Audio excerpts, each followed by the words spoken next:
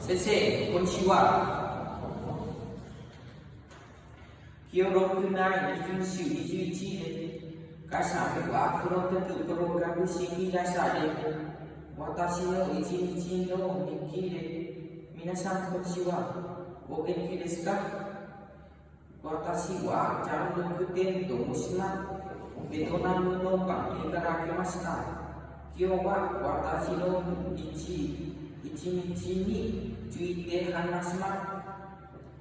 朝6時半に起きて歯を磨って顔を洗って朝ごはんを食べて学校へ行って日本語を勉強します。それからサッカーをしたり30分ぐらい公園を散歩したりします。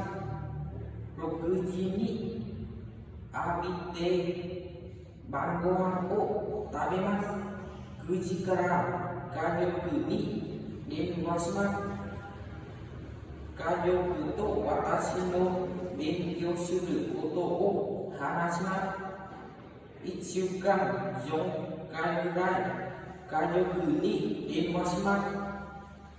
大変な日が終わってから寝ます。皆さんおはようございます。どうもありがとうございました。